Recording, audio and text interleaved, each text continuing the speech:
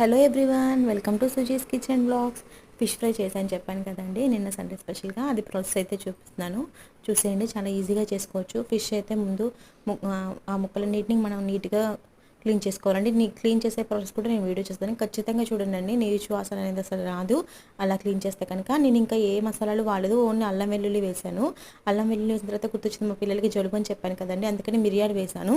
మీరు కూడా ఈసారి ఖచ్చితంగా ట్రై చేయండి. మిరియాలు అల్లం వెల్లుల్లి పేస్ట్ ఇలా చేసుకోవాలండి.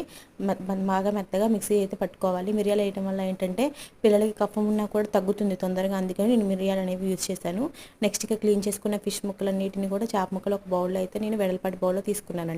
ఎందుకంటే మనం వేసే ఇంగ్రీడియంట్స్ అన్నీ కూడా మనం ఈజీగా కలుపుకోవడానికి ఇబ్బంది ఉండదన్నమాట. అందుకని వెడల్పాటి గిన్నె తీసుకొని అందులో అయితే ముక్కలన్నీ వేసేసి సరిపడినంత ఉప్పు, కారం, పసుపు, అలా విధంగా నేను బియ్య పిండి అయితే వేసాను, రైస్ ఫ్లోర్ వేసానండి. కావాలంటే మీరు ఈ ప్లేస్లో కార్న్ ఫ్లోర్ వాడుకోవచ్చు, మొక్కజొన్న పిండి యాడ్ చేసుకోవచ్చు అండి. ఇవన్నీ వేసిన తర్వాత ముక్కలకి బాగా పట్టించాలి. ఆ మసాలా కూడా వేసాను, అల్లం వెల్లుల్లి పేస్ట్ అనేది కూడా. ఇంకెలాంటి లవంగాలు చెక్క కానీ ఏమీ వాడలేదండి.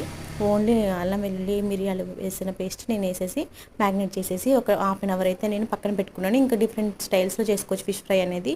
నేను అది నెక్స్ట్ వీడియోలో అయితే చెప్తాను, ఇంకోసారి నెక్స్ట్ టైం చేసినప్పుడు. ఈరోజు అయితే నేను ఇలా చేశానండి. ఒక హాఫ్ అన్ అవర్ అవి మ్యాగ్నేట్ ఆ ముక్కలకంతా పట్టిన తర్వాత మసాలా అనేది ఇంకా నేను ప్యాన్ ఉంటే అందులో వేసేస్తానండి. మనం మూకుల్లో అయినా చేసుకోవచ్చు. నా దగ్గర ప్యాన్ ఉంది కాబట్టి ప్యాన్లో కొంచెం ఆయిల్ వేసేసి నేనైతే 2 సైడ్స్ కూడా రోస్ట్ చేసుకున్నాను. లాస్ట్లో కొంచెం ధనియా పౌడర్ అని కొత్తిమీరతో అయితే గార్నిష్ చేశానండి. చాలా చాలా బాగుంటుంది. ఎక్కువ ఆడంబరాలు ఏం లేకుండా ఈజీగా ఫిష్ ఫ్రై చేసుకోవచ్చు అండి. పిల్లలు కూడా చాలా ఇష్టంగా తిన్నారు. మీరు ఒకసారి ఇలా ట్రై చేయండి తప్పకుండా. టేస్ట్ అయితే చాలా చాలా బాగుంది. Thank you for watching. Please subscribe అయితే చేసుకోవడం మర్చిపోవద్దండి. వ్యూస్ వస్తున్నాయి కానీ సబ్స్క్రైబర్స్ అయితే పెరగట్లేదు. సబ్స్క్రైబ్ చేసుకోండి. మంచి మంచి వీడియోస్ అయితే నేనైతే షేర్ చేస్తాను.